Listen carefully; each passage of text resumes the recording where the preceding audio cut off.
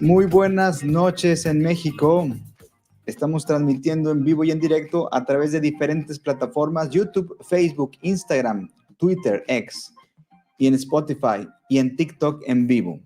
La conferencia del día de hoy, no conferencia, perdón, la plática, la charla que tendremos el día de hoy es una charla que he esperado por mucho tiempo, y gracias a nuestros amigos de la TAM, a quienes les mando un enorme saludo, a Roberto y a Fragma, que fueron los que propiciaron esta charla el día de hoy. Pues como ustedes lo han podido estar viendo en los, en los promocionales que estuvimos poniendo, la charla es con el doctor Jerome Teelucksingh, perdón, acerca de la relevancia del Día Internacional del Hombre. Él es un activista y defensor de la paz mundial y fundador del International Men's Day. Y ahorita él nos va a platicar acerca de todo esto. La plática de hoy va a ser muy interesante. Y bueno, le quiero dar la bienvenida oficialmente al doctor Jerome. La plática va a ser en inglés, y ustedes van a poder estar traduciendo todo acerca de, los subtítulos de aquí del Facebook. Dr. Jerome Teelucksingh, how are you? Thank you for being here. Oops, I'm sorry, you're on mute. I am fine. Good evening and good night to your listeners and viewers in Mexico and abroad. Yeah, thank you for being here, and we can share this with everybody, with everybody in all around Trinidad and Tobago and Mexico and all parts of Latin America that are watching us right now. Thank you to Roberto and to Excellent, Fanima, excellent. that are the two persons responsible for contacting us each other, and well, you are here, and I'll have a lot of questions, and there's a lot of things to talk about. But first, Jerome, tell us a little bit about yourself. I am a lecturer in the Department of History at the University of the West Indies here in Trinidad and Tobago. And in addition to my career as teaching, I've also been involved in activism. I'm concerned about males who are marginalized, males who have been, involved in negative activities such as suicides, drug addictions, suffering from depression, mental health issues. And I'm also concerned about children in general, the way in which children have been abused, the way in which, society has not been doing enough, and governments. So I have some of these interests, that are very concerning for me and personal. Well, about all these topics that you're mentioning is something very interesting about the situation about men, and that is something that personally I didn't thought about much before, because in the last decade there's a lot of things talking about the rights of the woman, but it was very interesting when we heard about the rights of the men, or men in society nowadays are considered a second class citizens in the world. What do you think about that? I agree. And in some countries, they are third class and fourth class citizens, right? And it's very sad because I see it on a daily basis when men experience parental alienation. They are victims in court when the court gives children in a custody battle to the girlfriend or the wife because they feel the man cannot take care of the children. So I see, an increasing number of suicides in some country. So I agree with you that they are not treated as first class citizens. They're not treated equally. Yeah, and something that is very interesting, and that's what I want to know about the different parts of the world. At least in Latin America, well, Trinidad and Tobago are pretty much close to Latin America, and but in different parts of the world, like in the United States, in Canada, the situations are very much the same in all Western society. Everything is pretty much the same. Yeah.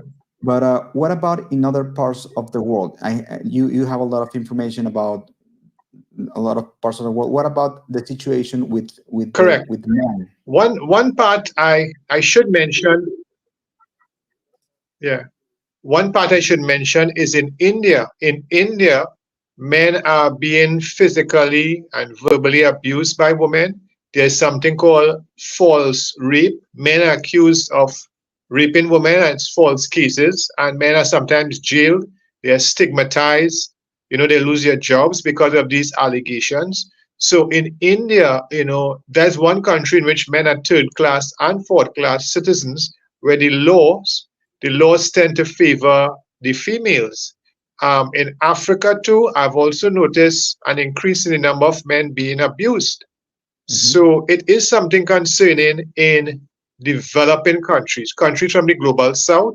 Here in the Caribbean, I've also noticed an increase in men being victims of domestic violence in relationships. So I am seeing, areas where there is something frightening and disheartening.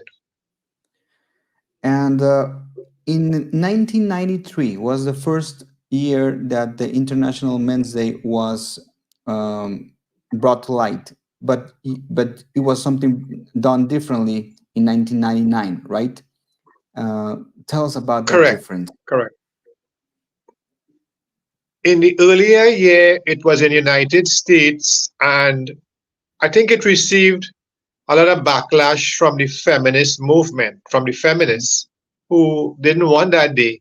But when I revived it in 1999, I did it because we had a football game, a soccer game, um, between United States and Trinidad, a World Cup game, and it united the country. And I wanted to use that sporting episode to unite the men. The men were divided. Men are divided along geography, class, Mhm. ethnicity, religion. All these are areas that keep us divided. Sometimes the rich men don't want to be with the poor men, right? The wealthy men don't want to be with the poorer men. So I saw all these divisions, and I realized that sports like baseball and hockey, cricket, and I saw football uniting people. So I use November the 19th as that date, and it's also the date, my birthday of my dad, um, who I saw as a role model, and I felt other young men and adult men should look to see if they have a male role model within their family, grandfather and uncle, and see that as a role model, positive male role model. Yeah, and before 1999, the International Men's Day was on April something, right? Correct, correct. And now it's November 19th. And November the 19th, yeah. I think that's the day that we all commemorate the Day of the Men. But I heard Yeah. also that before that, well, as you mentioned, there was not a. I mean, the media was not paying a lot of attention on that. But what about the other celebration of International Men's Day? Like here in Mexico, some people mentioned there was 2 days ago or something like that on May. Do you know do you have information about that in some About in in some other countries? countries? Or, yeah. I know that in some countries, they celebrate the day. Some countries celebrate it different dates, I think. So it is not something that bothers me. The important thing is that we celebrate men. We celebrate their achievements. We try to help those men, who need assistance. So I think, the dates and the year it started is not very significant. The important thing is that we are trying to ensure that men are treated properly and men are not seen as disposable or insignificant. All right. Okay. And so tell me a little bit in 1999, in the beginning of the new century, in 2000, and the whole and the next 20 years after that, the feminist movement Yeah, was at its highest, right? Especially in 1999, yeah. 2000, 2001. what was the Yeah, reception about the feminist back then? Well, there was no internet. The internet was not as big as it is right now. But how was the reception in correct. 1999? It it received some backlash. It received some resistance. Right? There were people who were very critical. Some women were very critical of it. Some women ignored it. Some women didn't see the value. And very sadly and unfortunate, some men didn't see the value. Some men saw the day as unimportant. Some men's groups chose to ignore, this concept of a National Men's Day. And, so it's not just the feminists. I'm trying to sell the idea to men's groups during 1999 and 2000. And for the next 10 years, I was trying to show men and women the importance of this. And some women started to understand, those women who had sons, women who had brothers, sons who were facing bullying in schools, brothers, women who had brothers who were facing drug charges, women who had brothers who were facing divorces in marriages. They realized they needed to help the men in their lives. So this is how the women came on board. Mhm. And well, especially because that's a logic thing to do. No, if there's a Woman's Day, there must be a Men's Day, right? Everything has to be the same. I mean, that's part of the equality. And the beauty about celebrating or commemorating Woman's Day or Men's Day is that you are, like you're saying, let's think about the fact of being man or being a woman, or let's just think about the problematics, the things that you are mentioning, the phases of the life on a man. How, I mean, it's not everything is not simple to be a woman. It's not simple to be a man. There's challenges in both genders, in both sexes, but there's a reason to think about, in at least in one day. And but in the last, let's say, a decade or 2 decades, the feminists have had taken control of the Women's Day. Now is like they have taken the power on the Women's Day, and now, I mean, they make it feel like it's a feminist day instead of the Women's Day. And as feminists, they try to just get rid of men and commemoration or celebration of men in any form. And one thing that we mentioned in our movement, the No Más Hijos Rehenes, No More Children as Hostages, that's the name of our movement.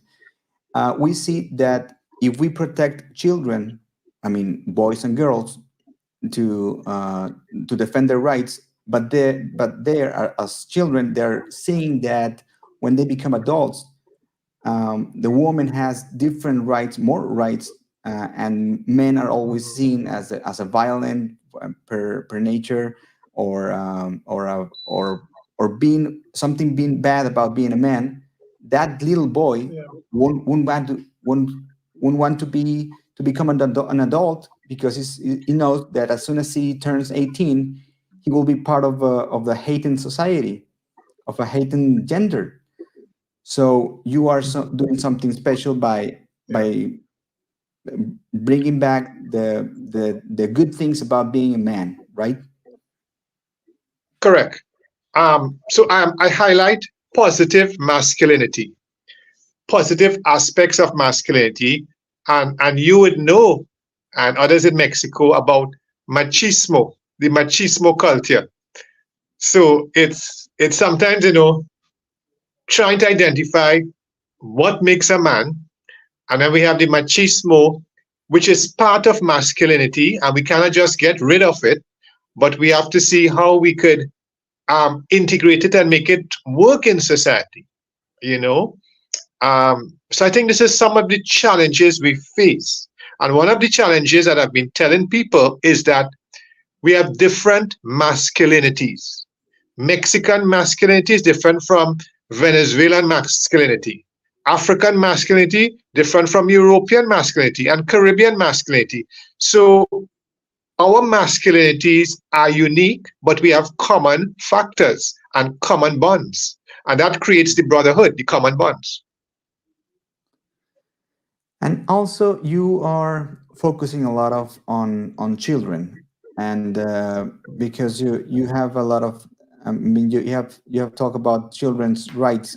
What about the children's right in your movement? I mean, you have published a lot of books. I'm going to talk about it in a little bit, but what about in your in your, let's say, in your agenda, your plans, and Yeah. children's rights? How do you see them I, nowadays? I'm very, yeah. I'm very glad you mentioned that because for the last 10 to 15 years, 1 5, I have noticed that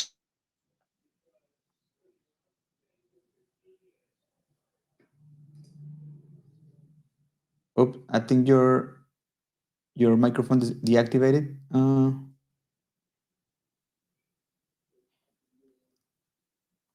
Let me see. Huh. You can hear me, right?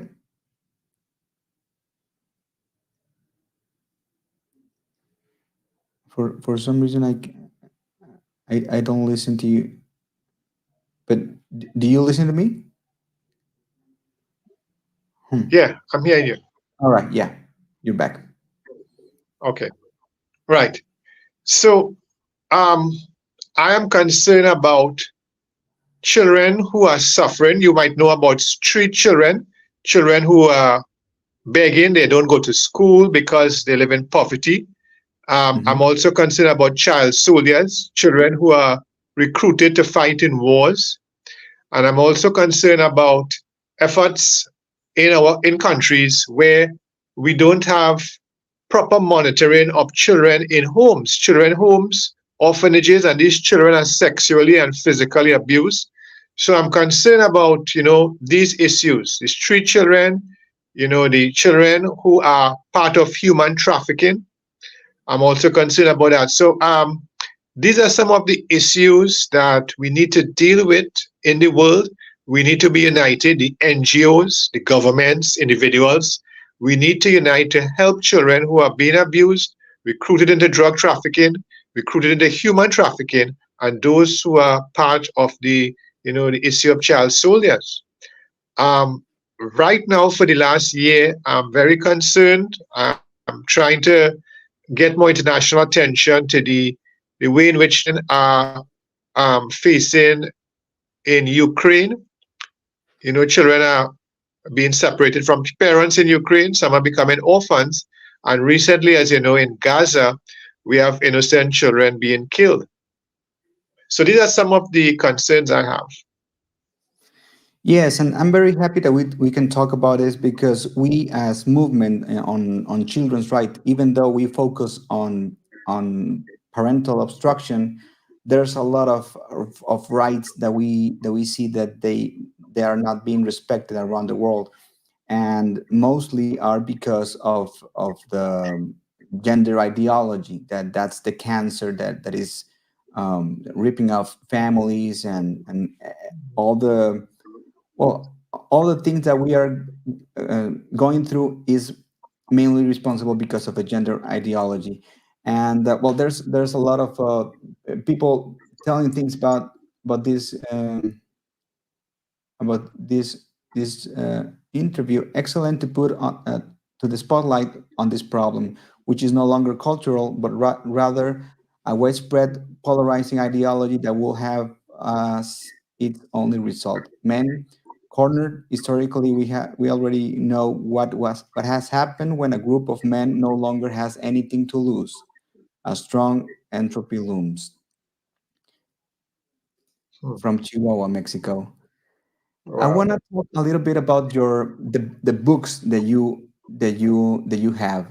Let me just see if I can point them here on, because you have a lot of books on Amazon on different topics. I Correct. mean, Correct. we're going to talk about all the topics, but there's a lot of things to talk about when we see what Jerome likes, what Jerome what is the constitution in Jerome's soul.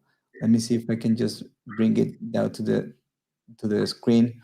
But tell us a little bit about your all the books that you have published. I have done, academic books on trade unions in my country. I've also, done books on poetry. I like writing my poems. I've Mhm. written some short stories. I've written novels, two novels, and I have also, you know, written books about blacks who escaped during slavery era into United States. I've looked at the civil rights movement in the United States during the 1950s and 60s, and I've also looked at, broad issues like Pan-Africanism, religion, politics in, the British Caribbean. So I have been doing some writing. I've also looked at the diaspora, how the Caribbean diaspora have assimilated in North America and Britain.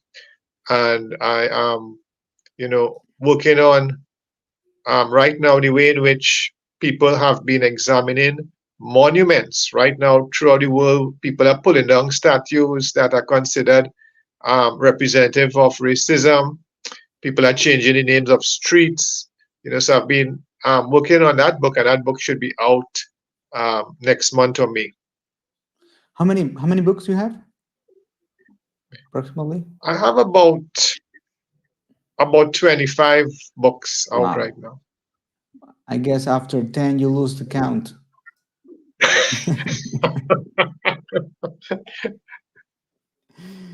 Well, there's a lot. When did you start writing books? At what age? I started to write books in my early 20s, and it was more like books with plays, simple plays based in schools, some poems. And then later on, when I got more time, I did the more academic books. So I tried to write, to help society, but I'm also, trying, of course, to enlighten my students. So I do some academic books about Caribbean topics. I look at, areas outside of history like literature How and long have you politics. been a teacher, Jerome? I have taught for about 20 years at my university, and then I taught 2 years at secondary schools and 1 year at primary school.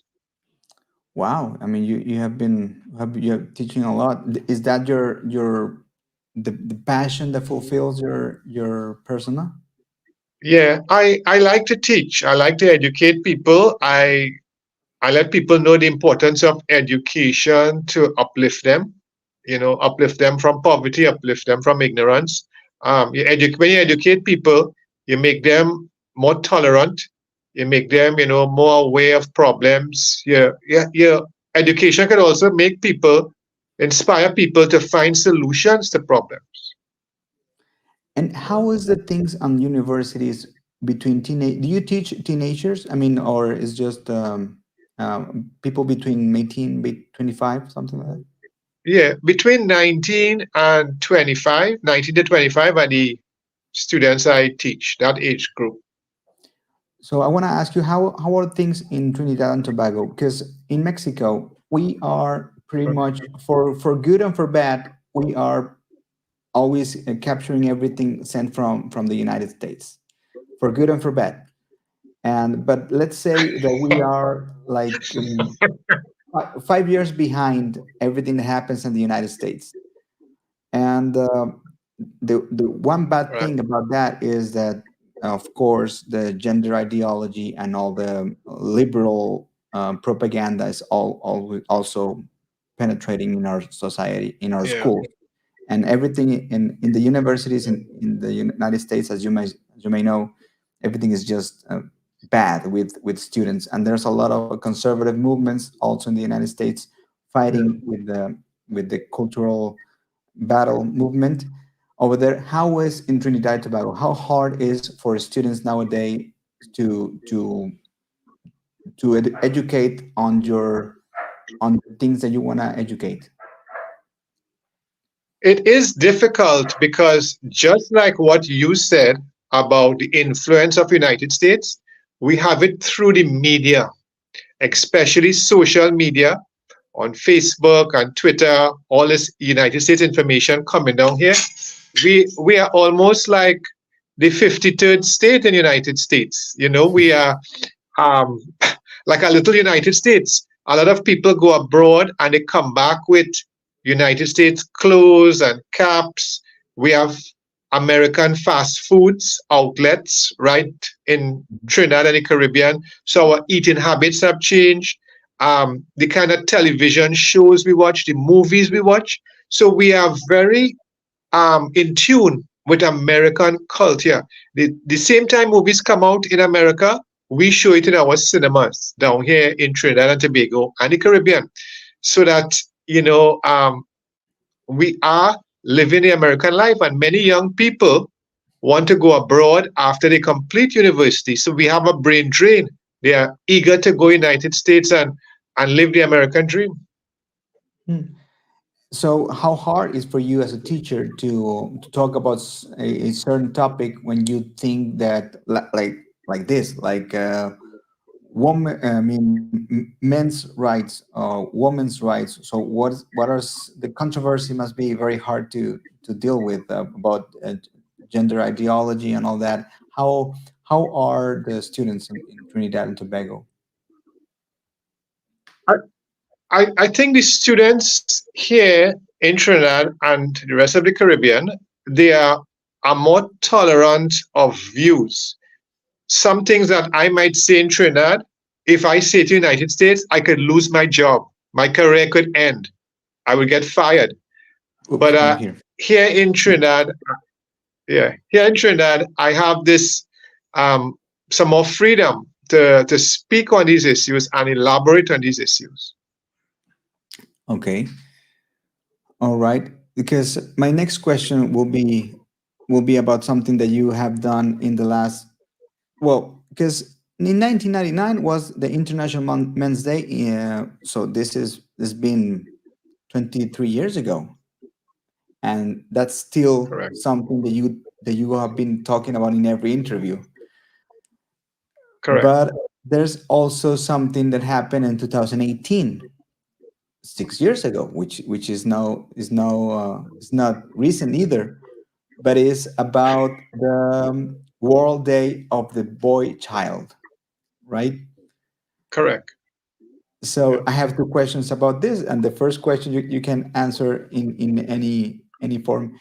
The first question is, why until 2018, and and and how difficult was in 2018? I started to realize when we had Men's Day observances and when I went to seminars and conferences and workshops dealing with the men, many of the men spoke of the trauma they faced as a boy, the bullying, the humiliation, the embarrassment that they faced, the peer pressure as a boy. And I started to realize that I need to go to the root, the origin of these problems. I need to try to find out how did these problems begin. And I realized that we needed to focus on the boys. And I know that we have days for children, like Universal Children's Day, but I wanted a special day to focus on how we could help our boys. A special day where we could promote, positive male role models for our boys, highlight achievements of our boys. And of course, there was some repercussion. Some people were a bit concerned that this was a new day on the calendar. Some people felt that it was a patriarchal society. We don't need a day for a boy. And others were starting to realize that many boys have problems. Many boys suffer, and some boys attempt suicide. Some boys, become addicted to drugs early. Some boys drop out of school, right? So there was some friction, some tension, but the day slowly started to catch on. And last year, World Day of the Boy Child was observed in 31 countries. Yeah, and I'm watching here all the publications that you made, fathering during pandemic and beyond. All the topics that you talk about are very interesting because they are very educational for little boys. And as I Yeah, was mentioning before, one of the main problematics about nowadays as an adults, also, I mean, always promoting a lot of feminism is about young boys that they don't want to become an adult because they see on all this propaganda that becoming an adult man is not good for society, which is yeah, bad propaganda for them. So you are doing the exact opposite, giving them hope to these little boys, um, yeah, to see with role models yeah, as your father, as you mentioned, to have hope. I mean, it's not something that we're supposed to do, but unfortunately, it is. yeah, yeah. There's, And pardon. go ahead, go ahead. You mentioned something very interesting in an interview that I was looking for on a Daily Express. I guess it's a newspaper. You said something about the that as a teenager, you as a teenager and young adult during the 80s and 90s in Trinidad and Tobago, you were bombarded by the negative images of men, and that the men were stereotyped as sexual predators, bad fathers, corrupt, rapists, predators, and domestic violence, gamblers, and alcoholists and drug addicts, which is exactly what is happening nowadays with children in the modern era, right? Or Correct, even more. correct. Yeah.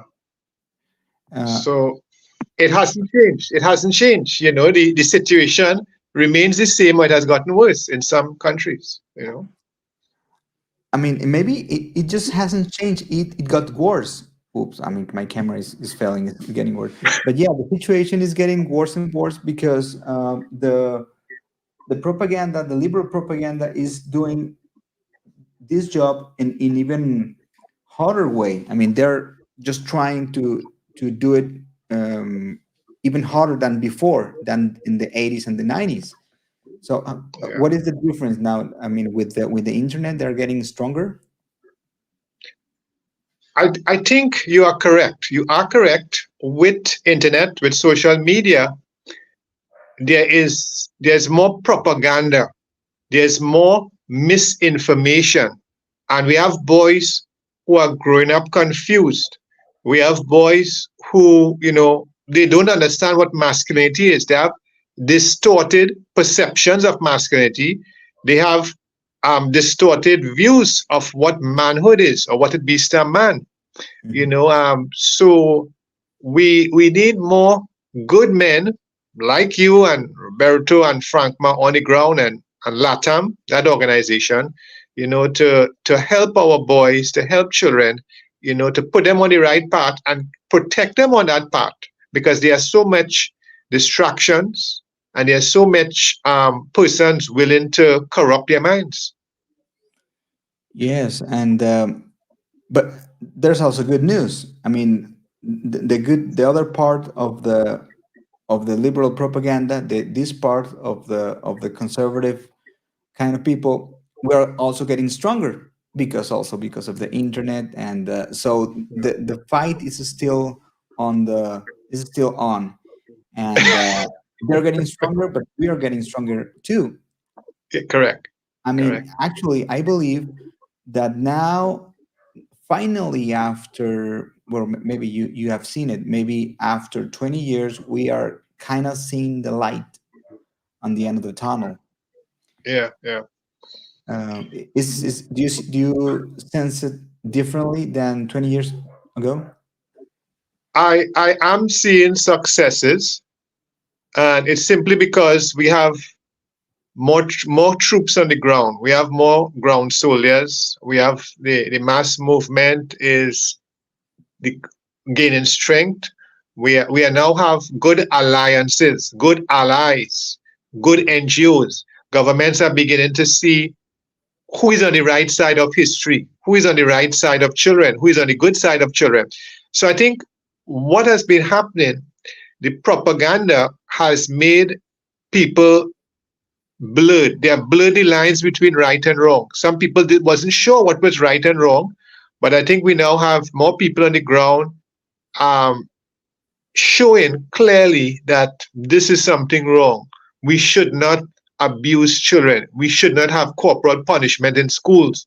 We should not have parents beating children. That's a form of abuse. Because a lot of times parents felt they could abuse the children because they made their children. That is their children. So I think we have the voices are becoming stronger, the good voices. Yeah, that what you just said is something very important. Treating children as objects, which is typical of the gender ideology, is something that we must stop. And I believe that we are getting stronger because the problematic has gone. Has reached a point in which is just impossible to let it grow even more. So, well, Jerome, let me. Oh, this camera is just giving me a lot of. But thankfully, the audio is still on Right. because we are intended to put this on Spotify, so they won't notice that we are having this issue with the camera. Right. Um, Jerome, I want to thank you again for letting us do this interview in the name of the movement, the No Más Hijos Rehenes, which means no more children as hostages on all these um, family problematics. And thank you for all the all the things that you have done since the last century. Because you have been fighting a lot. I don't want to ask you how old you are because you look so young, but we have known that you have been working for more, almost a quarter of a century. You have been working, and thank you in the name of all the children around the world and all the, because if you are protecting the children, that means that you will be in the future protecting everybody. All children will become adults. Correct. So that's a responsibility that people that are in charge of your children have. And thank you. Tell us something that you a message that you have on from your point of view from Trinidad and Tobago to the people in Mexico and all Latin America. How do you see us from there? Yeah. I think the message I want to leave with your listeners tonight and for the future is that we have a short time in this world. We have a short time on this earth, and the little time that we have, which we call life, we should try to do good. Try to do as much good as possible. Try to make as many people as happy as possible, and try to help those who are suffering. Right? For we have some of us we spend such a short time on this world, and we create so much hate and discrimination and hurt. And I think that what we need to do is we just have a few years of life that God has given us, and we need to cherish that and help others. If we do that, we will be helping the next generation, future generation. We'll be saving lives. If we have that philosophy of trying to help as much people as possible in the short lifetime that we are given here on earth. Thank you very much, Dr. Jerome Teelucksingh. Thank you very much for your wise words, and thank you also for everything you have done. And I hope you haven't even started because I believe you have a lot of plans. You look so young and you look so energetic, and I'm thinking you have a lot of plans on your mind that are not done yet, but you will be doing it very soon. Any plans that you Soon. can talk about that you have on your mind? Yes, I want to contact United Nations agencies. I want to contact some of United Nations agencies, and to ensure that they realize that the world's children need more help, and that there are so many people below the poverty line.